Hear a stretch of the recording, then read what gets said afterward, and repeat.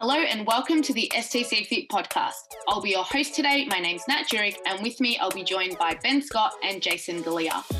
STCfit are a group of coaches who provide premium coaching and education services to high-achieving women who want to ditch the frustration and achieve the results they want when they want. On the podcast, we'll be discussing all things related to our 5-step method to experiencing total clarity in knowing how to achieve your goals, present and future. The podcast is brought to you by STCfit for all your online and personal training needs. If you enjoyed today's episode, please give us a share and tag at Nat Jurek STCfit, at Ben Scott STC, and at Jason Galea _STC. Hope you enjoy the show.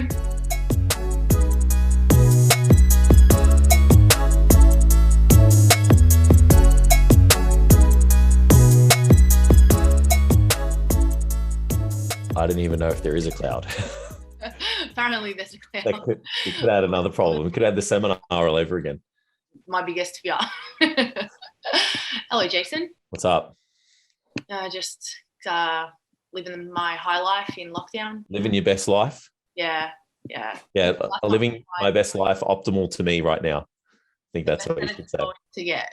I was driving past the gym this morning and I was like, just don't turn your head. Don't look to the left. I was like, I just want to fucking take a sharp left and go into the car park and walk into the gym. That's it. Yeah, I feel a little bit like a spoiled brat because I am not that motivated to train at home, and I've got everything. You know what I mean? Like not even the equipment. I was like, yeah, and I'm like, it's the fucking point of being somewhere else. And feels yeah. I could have the whole garage kitted out and I would still not want to go. Yeah, I almost feel a little bit bad when I walk in and up to my garage and I'm like, oh man, I can't be bothered today. And I'm like, trying to be like, well, things could be worse. And that's never good. That attitude never works. No, it doesn't work when other people say it to you either, guys. So don't do that. Positivity. It just annoys people. So don't be that person.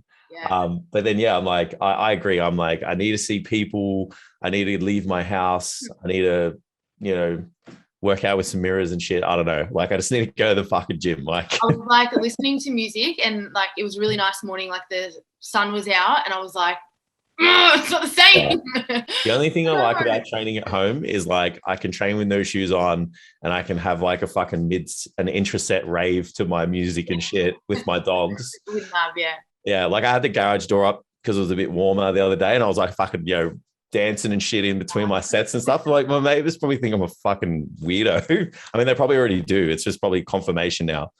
It's this meathead dances in between his sets. He's lost the plot. Yeah. I lost the plot ages ago. I'm not finding that plot. It's gone. It's our conversation in our group message this morning. I was like, us on a podcast right now. It's going to go one. Yeah, it's going to be fun. Oh, look, I'm 2/3 deep on a monster, so this could go some places. Yeah, I've had a lot of caffeine. I woke up really early this morning. I had a nightmare last night, so it's so weird. So we're all caffeinated and ready to talk about programming again. Yeah. We're going to talk about programming for a change. Yeah. So it's not a change for you guys. I've discussed this specific topic. I think it's 5 times this month now.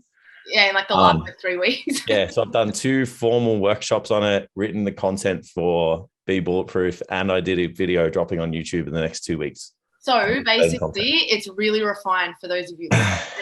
Yeah, I'm really going to try and encourage you to do some talking today, though, because I know this stuff so in and out. Chime in. So I guess the direction that we want to take with this episode for you guys is, programming sort of gets bushed, for lack of a better term. People just don't really understand the importance of all the variables. So I guess what we want you guys to take away from this is a bit of a better appreciation of what actually goes into programming, all of the things that we need to consider, understanding why we need to be really deliberate and specific with what we're doing, and the adaptations that we're actually trying to achieve. That's how we get results. This is where progress happens and how progress happens. So we need to know how to create that and how to be really deliberate and specific with what we're trying to achieve. Yeah, I think on top of that, it's allowing you guys to have a greater appreciation for the programs that you guys get exposed to, or just being able to identify like whether like this is for me, like, can I go through a rational, step-by-step process of identifying, is this going to be effective for the outcomes that I want, whether you take care of yourself or whether you have a coach or whatever. It's like the steps involved or the rationale behind the decision-making processes for the programs has to be a set sequence, which is specific to the goals in the individual. And we want you guys to be able to like, one, appreciate it, to have really good conversations with your coach, or two, be able to identify, whether it's kind of going to be effective for you, and maybe why it's not that beneficial to buy like one of those, kind of one-off programs that are kind of already designed. Like, some people will be able to get away with that at the start, but it's depending on what your goals are and where you are in training age. We start to move from general to specific. And if you're one of those people that needs to take that leap, it's like we can build some things off a general avatar, and that's fine. Like if you sit within that, but at some point you're going to really want specified outcomes. And what we're going to talk about today is really how we get that for you guys. Yeah, I think that's probably the biggest thing. It's like being able to identify what would be useful for you when and why. It's like then we don't start to use things like 3x10 for everything on every exercise, and like understand why things are a little bit more specific, and like why things that maybe worked once upon a time don't work for you anymore. Yeah. People get like bought into that trap where it's like, when I started, I did this and it worked. And it's like, yeah, but you've been training for X amount of time now. So yeah, there's so many more moving parts now. And yeah, like it's just that transition from general to specific. I think that's the best way to rationalize it or to think about it. Yeah. So where we typically start is like having an understanding of like the adaptations to training that we're working with. So do you want to like talk us through the S.R.A curve and why that's like a really fundamental component that you need to understand before we even go down like programming variables? Yes, we can. What I might do is touch on specificity first, so that we can kind of put that specificity into the phase of the S.R.A cycle. So it's like I used to flip them the other way. Now I like to talk about specificity first. So we like to use the SAID principle as a really good place to understand like what's the first domino to knock over when we're looking at writing a program for someone. So specificity sits at the top. So if you guys want to play a drinking game, every time I say specific or specificity, have a shot. I'm sure you guys will be pretty lit by the end of this. But it sits at the top because we all have different outcomes. And we all need to make sure that the steps that we take to achieve those outcomes are in alignment with exactly what we want. Now, Nat trains for strength. There's some skill acquisition in her training. There's some hypertrophy that needs to be done that's specific to making her stronger for the movements that she's identified that she wants to be the strongest in, being a squat, bench, and a deadlift. I'm a bodybuilder. I train solely to look good. I don't mind strength as a secondary outcome. It's not a main focus of mine. So my training's not really kind of geared to, I'm not binding my success to training off like how I perform specific exercises. It's more, am I bigger? Are these muscles developed? Which ones aren't? And where do I need to put my focus? So when we talk about specificity, there's two really good examples of like, well, I'm not going to do Nat's program and she's probably not really going to do mine. Like, because they don't really kind of overlap at all. Now, when we take that specificity and start to apply it to the cycle of adaptation, it's like every time we train and go into the gym, it's like the way we organize the programs and the exercises you guys are doing and the rep loadings and the reps and the loadings, those things are stimulus or stimuli.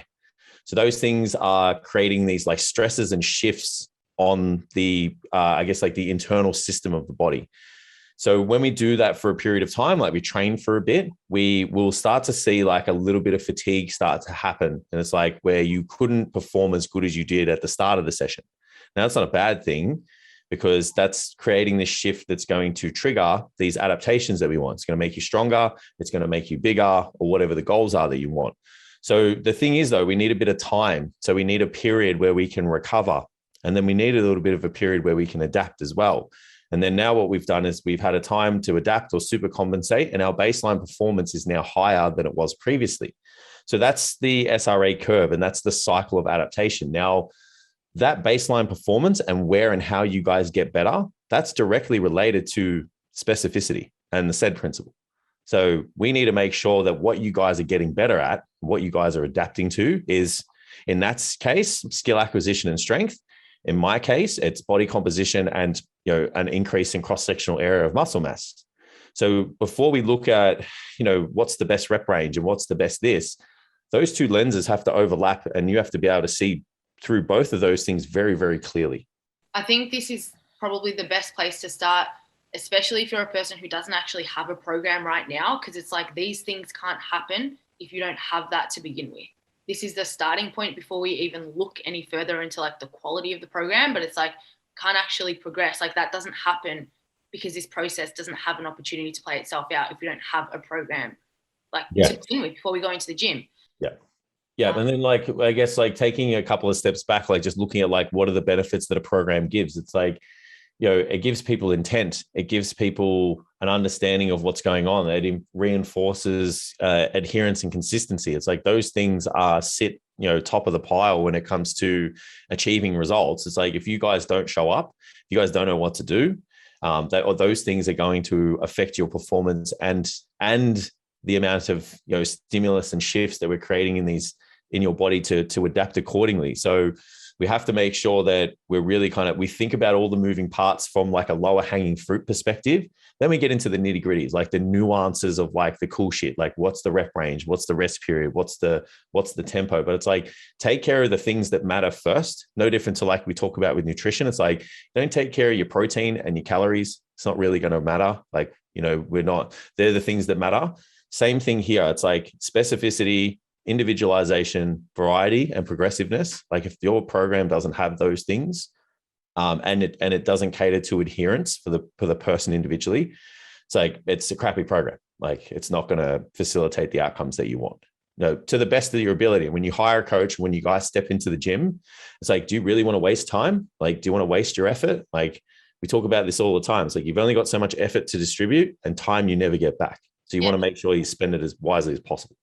That sort of takes us to the variables of programming that we're working with whenever we're constructing a program, or if you guys are getting a program delivered to you, you can start to look at whether or not these things are being taken into account and whether or not you can actually see the variables being manipulated based on the outcomes that you want, because you're going to have a bit of a framework to be able to look at that through. So there's 8 or 9, I think, variables that we're working with. So the first one that we start off with is progressive overload. So I'm sure most of you guys who are in the gym are going to have heard of this concept at some point or another.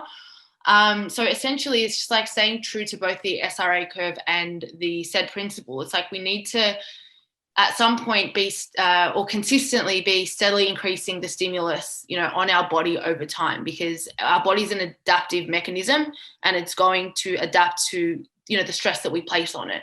So in order for us to progress, it's this is how we make progress.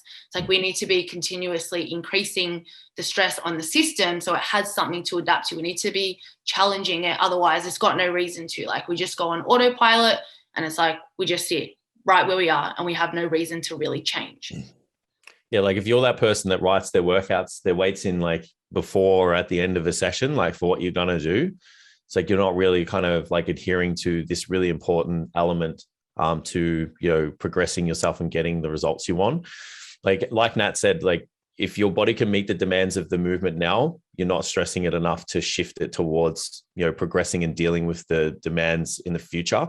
It's your body doesn't want to have to, get stronger and get bigger and do all those things, but it will if it has to. It's one of the greatest mechanisms we have as a species. But this is where, if you're not tracking your results, if you don't know exactly what you need to do, if you're not being encouraged to hey, try and put some more weight on the bar or do some more reps or work closer to, your true maximum effort for that movement this week, those things, if we're not doing them, it's we're really not encouraging our body to kind of change at all. So we're going to find it very difficult to get the results in the timeframes that everybody wants, because everyone wants them faster than they'll probably actually get them. And then when they train this way, without the idea of progressiveness, it's just going to make that even slower or maybe not attainable at all.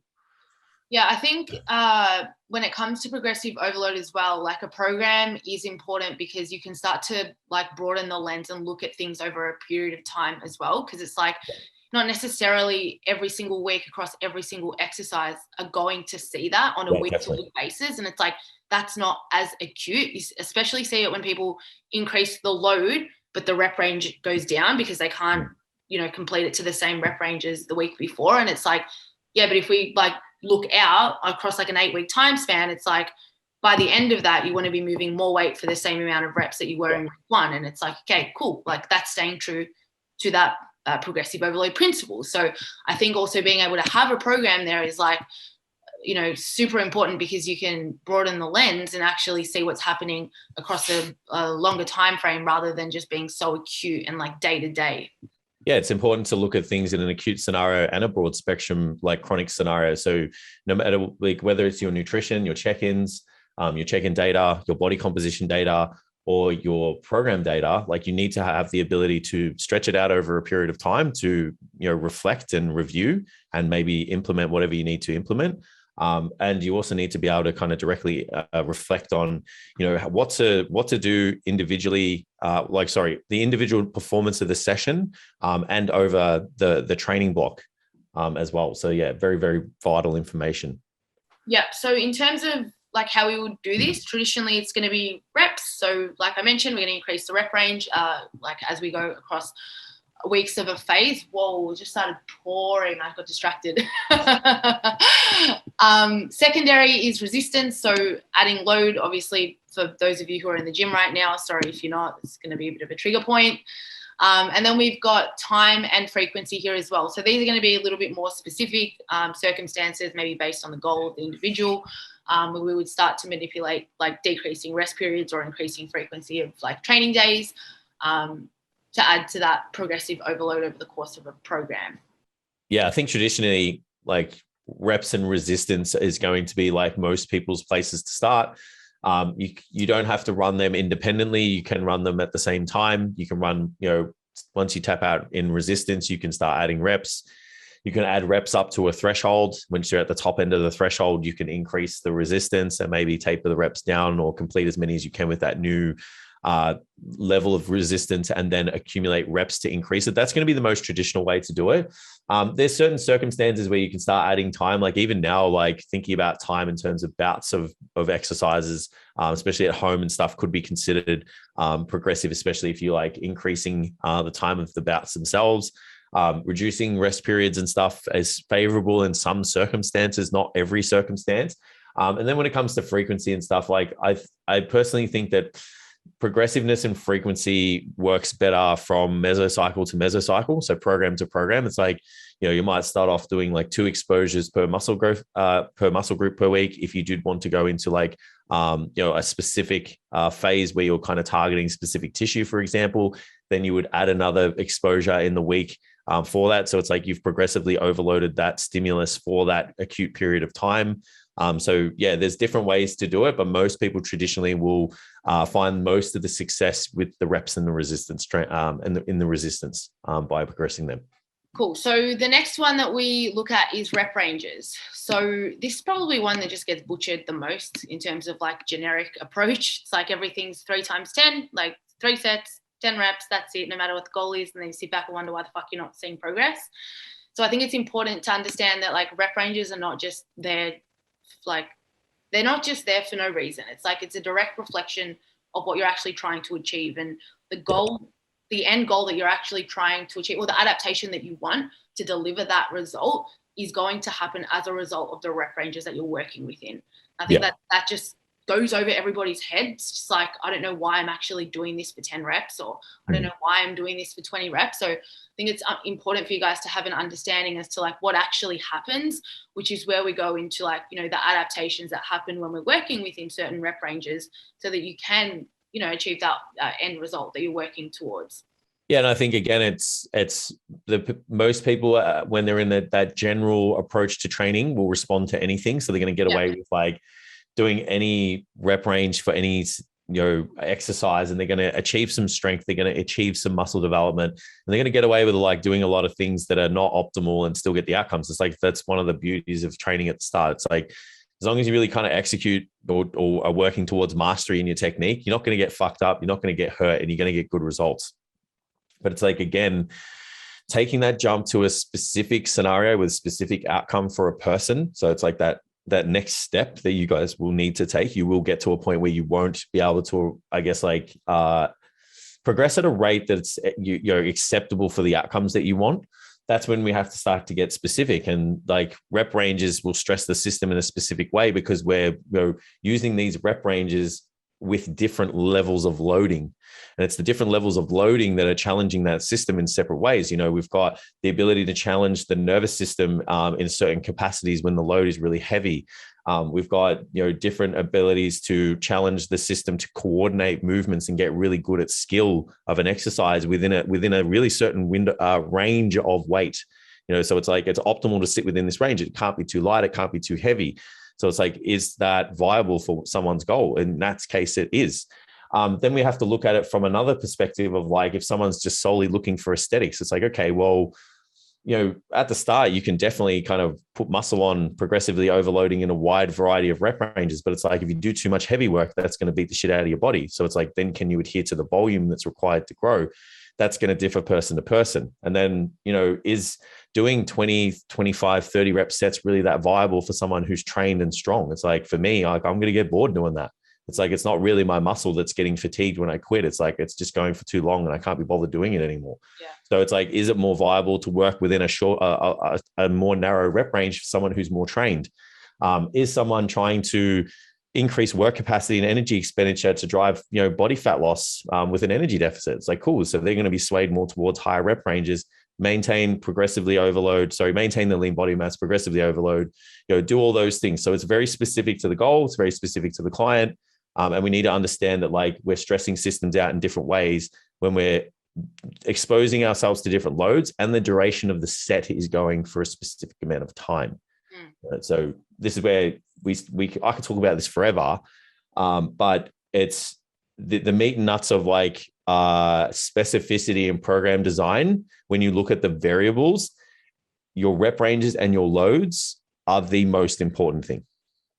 Yeah, so then that kind of takes us into like intensity and effort, which are kind of, they get intertwined a little bit. And I think it's important to be able to understand the difference between them and what they actually mean. So like when we talk about intensity, people are like, wow, I just did a HIIT circuit and that was so intense. Like I guess that's the lens that people are looking at this through. So intensity actually refers to like how close to your 1RM you're working at, like your max capacity. So it's basically the fucking opposite of like an intense cardio session. Yeah. Literally the total opposite. So I think it's important to understand that, especially when we look in at the rep ranges as well. It's like that's going to influence, like the load that we use is going to be influenced by the rep range that we're working within as well. And it's like you can really start to fuck yourself up. Like if you're not, those things aren't correlated as well. So I think it's important to have an understanding of like how that sort of works in alignment with one another too. Yeah, well, intensity is about load. I'd rather use effort to scale how hard someone trains. And that's how we kind of differentiate the two. It's like, this is how heavy I can lift in a relation to a percentage of my 1RM. So that's intensity. And then, how hard the set was in terms of effort on my maximum capacity to complete a task, and maybe how many reps I had left in that set until I could no longer adhere to the technique safely, is going to be a different scale that we're going to manage for someone, just to see, if they're training hard enough. Because we've spoken about how rep ranges and percentage loadings that are a reflection of, a percentage of someone's 1RM, and those specific loadings and rep ranges challenge systems in different ways. We also need to make sure that that person's training sufficiently hard enough within their rep range as a percentage of that 1RM that's going to create a sufficient stimulus to start to shift the system and create these cycles of adaptation as well. Because like I could work in a 6 to 8 RM rep range, and I could work, nowhere near like 85% of my 1RM. I could be moving 65% of my 1RM.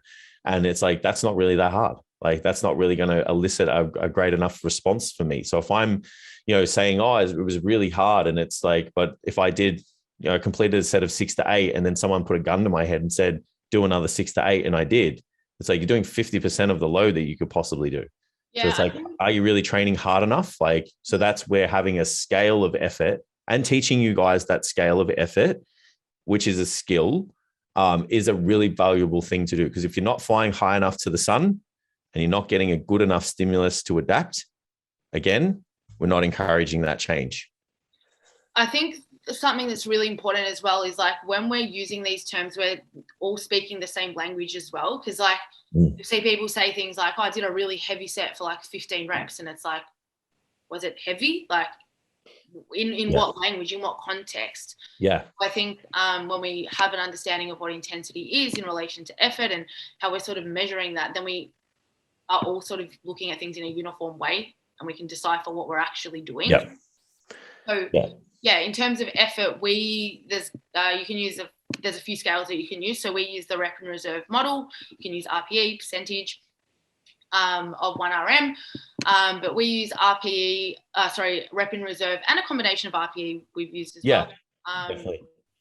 To measure the effort, or to get our clients to measure the effort during their set. So this is why we don't take the approach of like prescribing the load for the client or getting the client to have like a preconceived idea of what they're trying to lift that day or that week, because we want to be having that internal dialogue with ourselves in the session based off like, a variety of factors, how you're feeling that day, how you slept, like what your diet is, where you cycle. Like there'll be so many things that influence how hard you're able to work. So it's like we want to be having that constant dialogue with ourselves and, be reassessing at the end of every set, how close was I in terms of my proximity to failure. So rep and reserve is like a scale that we use that basically we're just asking ourselves like how many more reps could you have done. So if you had a 2 rep in reserve, just means that there were 2 reps left before you reached failure. Yeah, I think it's important to understand that there's going to be different times and circumstances to use a different effort scale. Broad spectrumly working with a wide range of people, communicating how many reps they had left in their set, especially as a beginner or even an intermediate, it's going to be an easy way to kind of start to learn that scale. And then as a coach, we can teach that. Then it's like, starting to think about RPE, and it's like, well, if 10 was your max effort and you could no longer complete the task, like how could you rank that in terms of RPE? And it's like, okay, well, there's a circumstance where we probably would use that instead, especially in the strength circumstances. And then there's going to be times when you actually do want to prescribe specific loads for people, especially in like a powerlifting peak. It's like you've got enough data, you've acquired enough information to be like, hey, we should be hitting this this week for your lifts. So, let's do that. Let's rank how it feels and scale your rate of perceived exertion and go from there. So I think as a general place to start, rep and reserve is great. It's really good for body composition. I think when you become a more strength orientated athlete, you would probably use a combination of them effectively, like especially, rep and reserve, maybe, in a lot of your hypertrophy work, you probably use RPE and stuff, maybe in your strength expression accumulation stuff. And then definitely in your like peak expression work for strength, you would use percentage loadings because you've obtained enough information to know exactly how much weight you've previously lifted as a 1 RM. And then, over a prep, like I should be able to hit this number comfortably and know what my lifts are for comp day, for example. Yeah, I think the takeaway there as well is like if you are a beginner or maybe you haven't been exposed to thinking in this way, that it's going to be super subjective as well. So like that's a learned process too, in terms of like actually learning what working hard is, especially if you're a beginner and like you're doing movements that you haven't done before and like there's maybe skill acquisition that needs to happen. It's like you're not going to be able to get as close to failure as you think you might be because you don't know how to move properly. So these are all like considerations and stuff. It's like you're not always using one thing all the time. Like we're cycling through based off the person and the needs of the client. Yeah, and understanding where the bottlenecks are for the failure too. It's like what's actually causing the failure. Like there's really, when we talk about like an inability to complete a task, there's really 2 specific reasons why that happens. It's like there's a task within a multitude of tasks in the movement that can no longer be adhered for. So the exercise has to stop. So like when we look at something that's complex, like a squat, it's like, you've got to hold the bar. It's heavy. It's uncomfortable. You've got to brace. You've got to, move your feet. You've got to move your knees. You've got to move your hips. You've got to keep your head up. There's people around, like, you've got to do so many reps. Like maybe you don't have the cardiovascular fitness to do that. So as soon as one of those tasks starts to break down, the set's over. You can no longer complete it anymore. So we've achieved task action failure. Now, that's not muscle failure, because your muscles, if you finish that task and went straight into another exercise that targeted those muscles, you'd be able to do that. You'd be able to complete the task. So when we talk about muscle failure or volitional fatigue, it's like that's really like an alteration in the internal environment of the muscle as a byproduct of sustained effort of muscular contractions. It's like that actually affects the performance of that muscle, where those, filaments of the muscle fiber can't actually bind and forcefully contract and pull towards each other. Like we actually can no longer do a muscle contraction for that exercise. Like it's not like we'll achieve full muscle failure, because if that was the case, like you wouldn't be able to locomote your skeleton at some point. But it's like they're two very distinctly different things. They're both, you're going to achieve adaptations doing both. And it's still a reflection of the reps and the task and like the goal. Just so we have it very clear that you guys don't go and send it in every session. Like you definitely don't need to send it like and train to failure all the time. There's a lot of trade-offs to that. And we're going to talk about that in another episode when we peel back fatigue a bit. But it's like for body composition purposes, it's like we need to be flying pretty close to the sun for that muscle to kind of not really need to function optimally. So create that volitional fatigue. When it comes to strength training and complex lifting, it's like most of the time you're going to get the muscle fiber recruitment straight from the get-go because the weight is high and it's heavy. So the recruitment's there. So now it's like about coordinating exercise and getting really efficient at moving. That's going to really give you a large amount of the progress that you're going to achieve. And then there's going to be some muscle mass that you'll probably need to build in your off season. Yeah, I guess in terms of like how that plays out across the course of a program as well, it's important to recognize that like you're not just, like you said, you're not constantly sending it week to week. It's like we're phasing this based on the goal and this person's recovery and like the phase of the program and what we want that to look like. So it's not like, you sit at a 1 rep in reserve for 8 weeks and just thrash yourself. It's like this is going to be manipulated as a variable like from week 1 to week 8. And it's important to recognize that as well. Sweet. So next up is training volume and frequency. So volume basically just refers to how much work we're prescribed for the program, and frequency is going to be how regularly that's sort of split across the week. So how often are you actually doing that? And in most cases, like both of these things are going to be reflective of like the client's ability to commit to their training. This is going to differ from beginner, intermediate to advanced. And I guess like this has to be considered before we put together a program, because if you can't commit to it and you can't actually do the work that's prescribed, then the program's useless. So this is one of the most fundamental things when we look at consistency and compliance. It's like, if you can't do it for whatever reason, like it's useless. Yeah, I think you got to look at it 2 different ways. Like there's probably an optimal circumstance and optimal frequency and volume to achieve an outcome for someone. And then you've got to think there might be some situations where people can't adhere to a specific frequency. So you got to kind of make it work for them. So someone can only go to the gym 3 to 4 days a week. You got to make it work for 3 to 4 days. If someone wants X result, X outcome in training, it's like, okay, well, you'd best achieve this maybe in 4 days a week, 5 days a week or whatever. So both of those scenarios need to be taken into consideration at all times, though. If that person can't meet the demands of the program, it's rendered useless. It's no different to the diet that you followed for 2 weeks and then you couldn't adhere to it anymore. It's the same concept. So we have to make sure that like, we take those things into consideration right at the start. It's like, all right, well, when I start to put this program together, the workouts, this, that, and the other, like, am I doing it over 3 or 4 or 5 days a week for this person? Most people on this podcast listening with the goals that you guys have will definitely benefit from, say, a 4-day training frequency in most cases. Acute situations, you might do 3 days a week. If your schedule's busy, you can definitely make it work for most of the time. It's just, you got to pick the slack up everywhere else in your life to make sure that you kind of are dotting the I's and crossing the T's there because of the amount of exposures you're getting to training.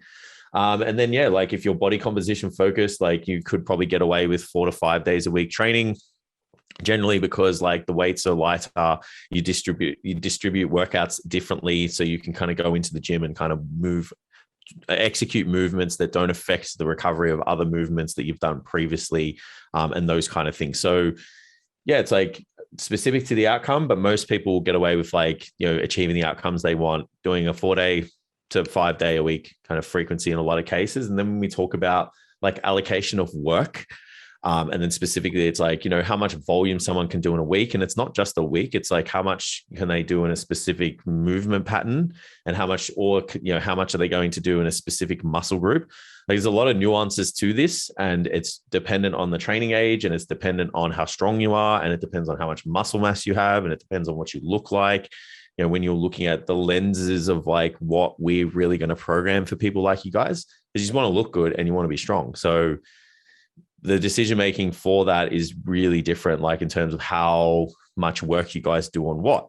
But in a lot of cases, if you're strength-based, you want 2 exposures to each pattern in a week.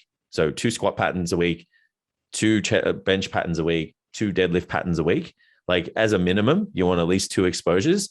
If you're a physique client and aesthetics is your goal, you probably want the same as a minimum, like 2 exposures, maybe 3. And then for things that are maybe dominant in terms of muscle groups and stuff, you can probably get away with 1 exposure per week.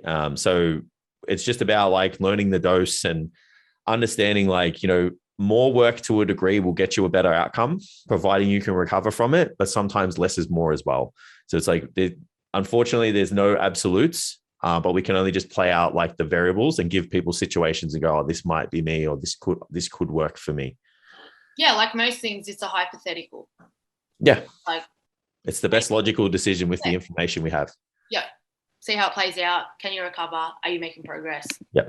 Keep as is or be less shit. Cool. So next up is rest intervals. So I think like when it comes to rest intervals, a lot of people are under the impression that like the shorter you rest, the better it's going to be, because like you're going to work harder, or I don't know where that sort of comes from. It's probably more from a feeling place. Like you feel like you're working really hard because you're not resting enough. It's subjective. Yeah.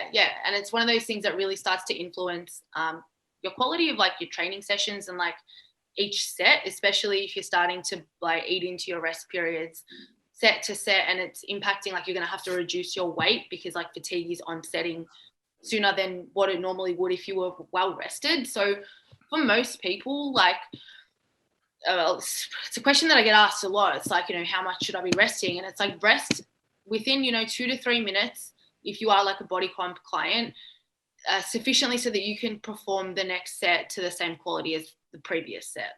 Yep. For most people, it's like we're starting to eat into your performance and you're needing to like reduce the weight, or you're starting to fatigue sooner than you need to. Like that's an issue, and it's going to start to influence like your total work done for that set and for that day, for that week. Like that's a problem. Yeah, I think people at some point we kind of lost it with like why we would want to recover for X amount of time. And research had to like kind of, I guess, come out and, be validated. And then we kind of went full circle and went, oh, it makes perfect sense that if you rest longer, you recover sufficiently, you can lift more loads. If you expose yourself to heavier loads, you'll get better outcomes in strength and body composition, or, muscle maintenance whilst in a fat loss phase, for example. So where we kind of lost it was like, well, if we shorten the rest periods, like we can, kind of get tired and recruit muscle fiber sooner and whatever. But to a degree, it's like if you don't rest sufficiently enough, you're going to perform the movement worse. So cognitively, like you're just not going to be thinking straight because you're just fried. Like you can't maintain an optimal level of performance. And it's like whenever we go into the gym, whether you're a strength client, a body composition client, whatever, it's like performance is your highest virtue. It's like, are we getting better or maintaining a high standard of performance for the goals that we want? So if we're not resting sufficiently, we're just like, not allowing that whatever fatigue that's accumulating, because there's obviously different types. We're not letting those fatigues kind of elevate during the set, obviously causing us to cease them, but then kind of coming back down to a sufficient level where we can pick up the task again and repeat it. Because they're always going to be there. You're not going to rest sufficiently enough within a session for it to go away. But it's like you need to rest sufficiently for it to subside enough to perform at a standard that you can draw a line across. And look, there was some theories that, people trying to get like, real physiological with it. It's like, oh, if you rest shorter, you'll increase lactic acid, that'll increase growth hormone, blah, blah, blah. And it's like, well, it does, but it doesn't do anything. Like when we look at the data and it's like the results that people get, it's like the person that rests sufficiently gets the best outcomes. Now, where this starts to turn from an optimal to an optimal for you scenario is like, if you don't have the time, if you can't sit there for 2 to 3 minutes every set, and do your 5 sets per exercise, for example, if you don't have that luxury, then we have to kind of work with the best case scenario. So it's like, you're going to rest sufficiently enough for yourself. You're going to standardize that rest period and you're going to lift weights accordingly to that scenario. And then that's where your coach can get really creative with the programming, maybe put some supersets in, like upper lower stuff, so it's not affecting the performance of the other movement, those kind of things. And we kind of start to condense the session a little bit and just see where we can adhere to as much of these optimal circumstances as possible. Yeah. It's, again, it's like thinking about you as an individual and what you can do. Is if it's eating up into your time and you can't commit to it, then it's not worth it. So playing around with all of those variables. I think the thing that's important to mention with that as well is that's going to differ from body comp to like strength athletes as well, like the rest periods. If you've like committed to a powerlifting prep or something, it's like you're taking into account that your sessions are going to go for longer. You'll do more resting than you will work. Yeah, like you need to rest. And it's kind of like non-negotiable. Like you're not going to recover. You're not going to be able to perform if you're not resting for like, so that's 5 to 7. I go 5 to 10. Like I've rested for 12 minutes sometimes. Yeah, yeah, definitely. Absolutely fried after like a max effort. And like, that's just a non-negotiable part of that. Like if you've chosen that as your goal, it's like, you've you've already committed to that. Yeah. I've actually had to take clients away from strength training just because their lifestyle actually doesn't allow them to prepare and sufficiently recover between sets for the session. So they just get themselves in a situation where they get hurt because they can't cognitively perform the movement with the loads prescribed. So it's just like, if you can't meet those demands, you can't tick those non-negotiables. It's like, we've got to put ourselves in a position to earn that. Yeah. And like, you really have to, when you're getting into like strength accumulation to strength expression, it's like, you have to earn the right to be in those scenarios, and it comes at a cost. And the cost is like, you could spend 45, 50 minutes literally resting and probably like 15 minutes of actual work in a session, maybe even more. Like it probably goes, your sessions are going to go for like an hour and a half. Yeah. I had a client doing triples for the first time in her program, and I was looking at her lifts and I'm like, how long are you resting between these? And she's like, 2 to 3 minutes. And I'm like, fuck man, like that needs to change. How are you doing that? Yes. Yeah. The other thing as well is like, people become more intuitive with their body as the longer they train. So you can tell with a new client, like they don't understand when they're fatigued and fully recovered. Like it feels the same to them. So they'll do a task and they'll wait like a minute and they'll be like, I'm ready to go again. Yeah. And then it's like, as a coach, like I'm like, well, it's physiologically impossible for you to be ready to go again. So we'll just like drag out like back when I was a face-to-face coach, would just drag out the conversation. But it's really important to understand that, because this is why we don't go off feel. Like we can't go off feel. Like we need to understand that there's like things happening that we can't feel and understand. And then I guess like that's more so at the start, and eventually you kind of know when you're ready to go. Like I've trained enough now to kind of know when I'm ready and know when I'm not, and then know where I'm somewhere in the middle where I'm probably just being, kind of mentally weak at the time. And I'm like, I actually am recovered. I just need to get the fuck on with it. Yeah. But you still need to make sure that you're kind of giving yourself like a framework and being consistent with those rest periods. So it's like, if one set's like 7 minutes and then the next set's like 2, and then the next set's like 7, because you're just playing on your phone and you got caught like just dawdling on watching reels on Instagram or something. It's like, that's not going to be that effective when we look at like an adaptive stimulus. Like it's not a consistent thing. So just try your best to make sure that you can draw a line through everything really consistently in terms of your rep ranges, and just ensure that you can recover enough to perform the exercise at a standard that's acceptable and it's safe. So that then takes us to exercise selection. So what are we actually doing in terms of like, what exercises are we selecting for the person based on their goals? So it's going to be dependent on like quite a few things. So the first one is obviously going to be the goal. So again, if you're a strength client or you've got powerlifting goals or something like that, you've just bought into the fact that it's going to be like a compound dense program. You're going to do squat, bench, deadlift, like non-negotiables. That's part of the program. Everything else around that is going to sort of be around supporting you in getting better at those lifts. So like, you know, making sure that the exercises that we're selecting are based on improving whatever you need to get better at those lifts. In terms of like body comp, if you've got goals of like building muscle mass, that's again going to be just dependent on you as an individual. Like, where do you want to bring up? Where do you want to allocate volume? Like, how do you sort of want to select exercises to stimulate certain parts of your body, of your tissue? Anything else to add to that, Jace, in terms of like exercise selection for like body comp clients? Client access is a super important thing to consider there. Like, what do you guys have access to train? Like, you know, I'd love to have pendulum squats in my program, but I don't have a pendulum squat. And the closest one's 25-minute drive for me when the world's open. So like understanding that we have to work off this like optimal for you circumstance and go, right, well, you know, with the current access you have, especially like right now, 25th of August, 2021, it's like, you know, if you live in Australia, like you're locked in your homes with the kit that you have available. So putting a program together for someone in this situation is heavily bound off the access you guys have. But then after that, it's like, cool, work, you know, the gyms are open, the goals are here. It's like, all right, well, we can open up the spectrum in terms of exercise selection as well.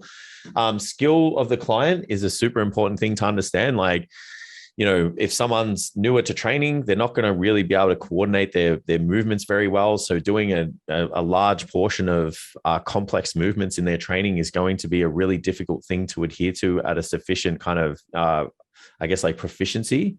So, or a sufficient level of performance. So making sure that we kind of just get the distribution right. It's like, if you're new to training, you might do 1 to 2 complex movements in a training session. Then you might do some more simpler fixed ranged movements towards the end. Making sure that like we're just giving them enough to learn and enough to perform. That kind of changes as you get more intermediate and advanced. You can kind of take on more complex exercises if you need to. It's going to differ depending on whether you're strength focused, body composition focused, whatever. But it's still important to understand.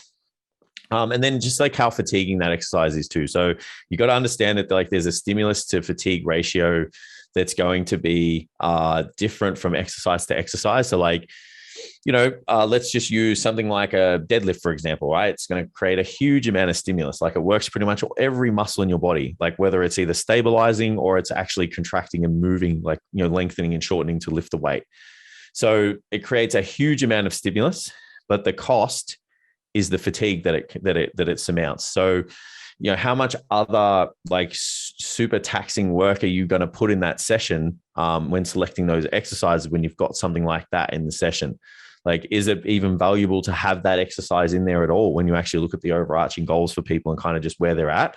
Like, if you're a physique client and you're super fucking strong, it's like putting that in is probably not that valuable, because you're going to lift so much weight and you're going to beat the absolute snot out of your body. You're going to probably want to do it at the start of a session. It's like, it's just draining the tank for you to do the rest of the work that you've prescribed in your session that you're probably going to do to a really subpar level of performance now. So it's just making sure we understand the framework behind it, like in the individual specifically. And then it's just like leverages and I guess like morphology. So, you know, your legs are different lengths to my legs, and your torso ratio different to my leg ratio is different too. And same with your arms. So it's like, you know, I don't have to travel as far when I bench press. So it's not going to beat the crap out of me to bench press a lot if I did want to build my chest. If someone's got really long legs, like they're going to have trouble squatting to build their legs. So you've got to select exercises that maybe put them in a position where they can individualize movement better. And it's like, cool, we can achieve a little bit more knee flexion if we go into a single leg movement and you put your foot up in this position and we move like this. Where if you put a bar on someone's back, it's like they're really bound to like moving with the bar on their back. And if you're doing it with both feet on the ground as a bilateral movement, it's like there's a lot of restrictions there. So we have to understand that we all move differently. If you're bound to squatting and that rate and being as good as you can at squatting, then you've got to work within the constraints of the technique. And that's different. But if you're a body composition based client, you're not, because your muscles don't care about exercises. They just want to have tension and contract and lengthen. All I'm hearing right now is I've got really shit powerlifting leverages and I should just become a bodybuilder. Maybe I'll just keep chipping away at that. I never said that, but like, whatever. Yeah, okay, cool. So that goes into exercise order, I guess. Like once we've got the exercises that we're going to choose, it's like how we're going to order them within the program and on a daily basis. So there's a couple of ways that we would do that. So the first one, like you kind of just touched on, is like complexity of the movement and the fatigue demand of the movement. So like it makes sense, put a deadlift start of the session because it's highly fatiguing. And it's something that we probably don't want to be doing any further down the track of a day. So thinking about someone with strength-based goals, it's like you want to be able to go into that session feeling nice and fresh and perform at your best. Outside of that, like you could also start to think about structuring your day based on individual strengths and weaknesses. So like if you're someone who's maybe struggling with getting into position for a bench press, it's like we might put a dumbbell pullover before that to get you into a position where like, you know, you've got enough thoracic extension. And it's just like, I like to use it for those people that don't like to warm up properly. It's like, you don't want to spend 25 minutes on the floor. So I'm going to get you to do this thing that you feel like you're doing an exercise because you're training and feel like you get a pump and whatever, but like you're actually putting yourself in an advantageous position for the other movement as well. So there's a couple of considerations that we can think about with that as well. Yeah, I'm a big fan of like selecting positions that exercises train to prepare them for others. It's just a way better use of your time. Like not many people want to spend 30 minutes on the ground and warming up for a session. I certainly don't. So if I can pick some movements that are going to like, they're going to kind of train what I need to train, but they're going to prime me to get into a position to perform like my, I guess, like major core components of my workout. I'm going to pick that rather than like, you know, just doing all these little itty bitty exercises if I don't have to get the same outcome. Yeah, it was funny. Last week we had the warm-up module in Be Bulletproof, and one of my clients was like saying how she doesn't do her warm-ups, and she's like, I'm going to start doing them. And then we were talking about this last night, and I like used that exact example, and she was like, you've done that to me before. And I was like, yeah. I know you don't do warm-ups. Yeah, that's it. Yeah. And there's two different types of people. There's people that like to have that preparative phase of like, you know, walking in, grabbing the massage ball and the foam roller, and then they progressively get into their session. For me, I'm that focused and hyped up to get into it. It's like, I just want the minimum effective dose so I don't fuck myself up and I can perform optimally. You know, so it's like you guys will have a different approach of which one you like to do. And it might change depending on the day of the week. Like if it's on the weekend, you got a bit more time, you might, you know, kind of take a different approach. But if you're, you know, wanting to get in and get out, it's like use your time most effectively, you know. So the last variable that we've got is tempo. So I'm going to let you take the reins on this one because I know it's something that you've been talking about a bit. So off you go. Yeah. So rep cadence, tempo is rep cadence. So it's like the time it takes for us to complete the rep. Now, traditionally, like we would break it up into 3 phases that we would do the reps. So the first phase is like called the eccentric phase, where like we're essentially taking the load down with the muscle and the like lengthening along the way. So if we can look at it, like just visualize a dumbbell curl, it's the easiest thing to do. So I've already closed the gap of the angle at the elbow, and I'm now lengthening. So the elbow is extending. So I'm now lowering the dumbbell. So that would be considered the eccentric phase. Now, as we're in the lengthened position, so our arms are fully extended and we've got this dumbbell in our hands, the next phase is the static lengthened position. So that's another number. So let's say we lowered it. It was 3 seconds. We had this static lengthened position, which was 1 second. So that would be 3-1. And then we took 1 second to come up and forcefully contract to close the angle at the elbow again and squeeze our biceps. That would be 1. So the rep cadence would be 3-1-1. So that means that it would take 5 seconds to complete 1 rep. Now, because people, like, I'm not saying that tempo is not a valuable thing to do. It's a super valuable thing to make people aware of like how they're supposed to move in space. So if you're someone who's new to training and you're, I guess, like movement centric or area centric, where you're like, I just have to move this from here to here. So it's like point A to point B. So some people will do that, and they'll do that any means necessary. They'll swing their hips, they'll create momentum, they'll use muscles that they're not even supposed to in the exercise, just because they're unaware of like, you know, how to perform the movement well, or they just can't control their body. Now, where tempo becomes super valuable is like you can start to get that person more aware of their body positioning and just how to centralize work where you need it to go by slowing the movement down and that person learning. So moving slow, learning fast, we call it. Now, that's a tremendously valuable thing for somebody. Now, when we're learning exercises to squat better, deadlift better, things like that, we can definitely reinforce positions or challenge specific positions by spending more time there to just reinforce, squatting and benching and deadlifting better. You can spend a bit more time in a single leg RDL and, like a fully flexed position, just with stabilizing on one leg, just to kind of challenge the stability, for example, there if you needed to or you wanted to. If you're a body composition client, we start to lose the concepts of tempo. And we start to not really understand why we're performing something. We start to move back into the trap of feel. So if I feel my muscle and I slow things down, it's going to get harder. And people think that that's going to be an optimal thing when it comes to, growing muscle. Now, that goes, I guess it's the old, like, if a little bit's good, more's better. So if I slow down things a little bit and I feel my muscles, challenge and contract and shorten and lengthen, then slowing them down even more is going to be even better because more time equals more tension. Now, what happens when you slow things down is you decrease your inability to lift more weight. So then we start to think about, well, what's the major driver of progress for body composition? It's mechanical tension. Mechanical tension is exposing your body to large amounts of force, and large amounts of force come from significant amounts of weight. So all of a sudden we get into this, like, well, how do I lift more weight or do I move slower? Now, when we look at research, there's no difference in terms of muscle growth when we match a self-selected tempo. So I just lift weights and make sure it's controlled and I'm not throwing shit around. And I just work to 1 rep in reserve, for example.